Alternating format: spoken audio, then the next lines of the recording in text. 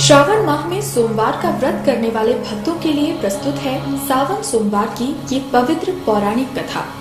श्रावण सोमवार की कथा के अनुसार अमरपुर नगर में एक धनी व्यापारी रहता था। दूर दूर तक उसका व्यापार फैला हुआ था। नगर में उस व्यापारी का सभी लोग मान सम्मान करते थे। इतना सब कुछ होने पर भी व्यापारी अंतर मन से बहुत दुखी था, क्योंकि उस व्यापारी का कोई पुत्र नहीं था। दिन रात उसे एक ही चिंता सताती रहती, उसकी मृत्यु के बाद उसके इतने बड़े व्यापार और धन संपत्ति को कौन संभालेगा। पुत्र पाने की इच्छा से वो व्यापारी प्रति सोमवार भगवान शिव की व्रत पूजा किया करता। सायंकाल को व्यापारी शिव मंदिर में जाकर भगवान शिव के सामने घी का दीपक जलाया करता था। उस व्यापारी की भक्ति देखकर एक दिन पार्वती जी ने भगवान शिव से कहा, हे प्राणनाथ, ये व्यापारी आपका सच्चा भक्त है।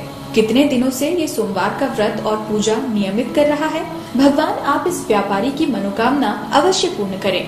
भगवान शिव ने मुस्कुराते हुए कहा, हे पार्वती, इस संसार में सबको उसके कर्म के अनुसार फल की प्राप्ति होती है। प्राणी जैसा कर्म करते हैं उन्हें वैसा ही फल प्राप्त होता है। इसके बावजूद पार्वती जी नहीं मानी।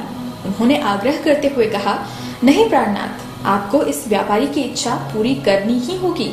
ये आपका अनन्य भक्त है। प्रति सोमवार आपका विधिवत व्रत रखता है और पूजा अर्चना के बाद आपको भोग लगाकर एक समय भोजन ग्रहण करता है। आपको इसे पुत्र प्राप्ति का वरदान देना ही होगा। पार्वती जी का इतना आग्रह देखकर भगवान शिव ने कहा, तुम्हारे आग्रह पर मैं इस व्यापारी को पुत्र प्राप्ति का वरदान देता हूँ, लेकिन इसका पुत्र 16 वर्ष से अधिक जीवित नहीं रहेगा। उसी रात भगवान शिव ने स्वप्न में उस व्यापारी को दर्शन दिए, उसे पुत्र प्राप्ति का वरदान दिया और उसके पुत्र के 16 वर्ष तक जीवित रखने की बात भी बताई। भगवान के वरदान से व्यापारी को खुशी तो हुई, लेकिन पुत्र की अल्पायु की चिंता ने उस खुशी को नष्ट कर दिया। व्यापारी पहले की तरह सोमवार का विधिवत व्रत करता। कुछ महीने पश्चात उसके घर अति सुंदर पुत्र उत्पन्न हुआ। पुत्र जन्म से व्यापारी के घर में खुशियां भर गई। बहुत धूमधाम से पुत्र जन्म का समारोह मनाया गया। व्यापारी को पुत्र जन्म की अधिक खुशी नहीं हुई, क्योंकि उसे पुत्र के अल्पायु के रहस्य का पता था। ये रहस्य घर में किसी को नहीं मालूम था। विद्वान ब्राह्मणों ने उस पुत्र का नाम अमर रखा।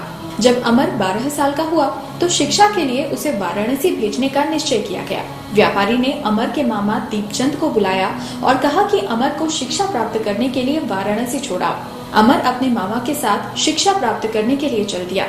रास्ते में जहाँ भी अमर और दीपचंद रात्रि विश्राम के लिए ठहरते, वहीं यज्ञ करते और ब्राह्मणों को भोजन कराते। लंबी यात्रा के बाद अमर और दीपचंद एक नगर में पहुँचे। उस नगर के राजा की कन्या के विवाह की खुशी में पूरे नगर को सजाया गया था। निश्चित समय पर बारात आ गई, लेकिन वर का पिता अपने बेटे के एक आंख से काने होने के कारण बहुत चिंतित था। उसे इस बात का भय सता रहा था कि राजा को इस बात का पता चलने पर कहीं वो विवाह से इनकार न कर दे, इससे उसकी बदनामी भी होगी। वर के पिता ने अमर को देखा तो उसके मस्तिष्क में एक विचार आया। उसने सोचा, क्यों न इस लड़के को दूल्हा बनाकर राजकुमारी से विवाह करा दूं। विवाह के बाद इसे धन देकर विदा कर दूंगा और राजकुमारी को अपने नगर में ले आऊंगा। वर के पिता ने इसी संबंध में अमर और दीपचंद से बात की। दीपचंद ने धन मिलने के लालच में वर के पिता की बात स्वीकार कर ली। अमर को दूल्हे के वस्त्र पहनाकर राजकुमारी चंद्रिका से विवाह करा दिया गया। राजा ने बहुत सा धन देकर राजकुमारी को विदा किया। अमर जब लौट रहा था तो सच नहीं छिप सका और उसने राजकुमारी की ओढ़नी पर लिख दिया, राजकुमारी चंद्रिका, तुम्हारा विवाह तो मेरे साथ हुआ था। मैं तो वाराणसी में शिक्षा प्राप्त करने जा रहा हूँ। अब तुम्हें जिस नवयुवक की पत्नी बनना पड़ेगा वो काना है। जब राजकुमारी ने अपनी ओढ़नी पर लिखा हुआ पढ़ा तो उसने काने लड़के के साथ जाने से इनकार कर दिया। राजा ने सब बातें जानकर राजकुमारी को महल में रख लिया।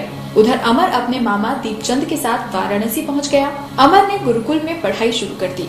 जब अमर की आयु 16 वर्ष पूरी हुई तो उसने एक यज्ञ किया। यज्ञ की समाप्ति पर ब्राह्मणों को भोजन कराया और खूब अन्न वस्त्र दान दिए। रात को अमर अपने शयन कक्ष में सो गया। शिव के वरदान के अनुसार शयनावस्था में ही अमर के प्राण पखेरु उड़ गए। सूर्योदय पर मामा अमर को मृत देखकर रोने पीटने लगा। आसपास के लोग भी एकत्र होकर दुख प्रकट करने लगे। मामा के रोने विलाप करने के स्वर समीप से गुजरते हुए भगवान शिव और माता पार्वती ने भी सुने।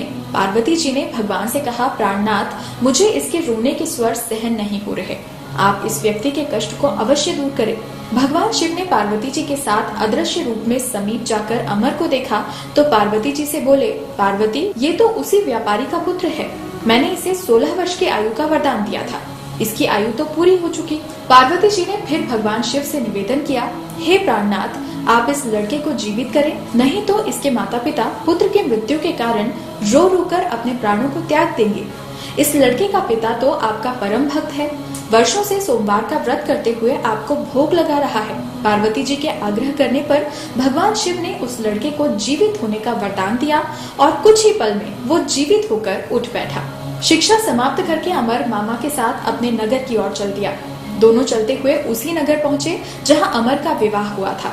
उस नगर में भी अमर ने यज्ञ का आयोजन किया। समीप से गुजरते हुए नगर के राजा ने यज्ञ का आयोजन देखा। राजा ने अमर को तुरंत पहचान लिया।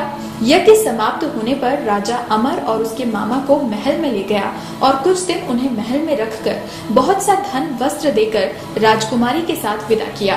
रास्ते में सुरक्षा के लिए राजा ने बहुत से सैनिकों को भी साथ भेजा। दीपचंद ने नगर में पहुंचते ही एक दूत को घर भेजकर अपने आगमन की सूचना दी।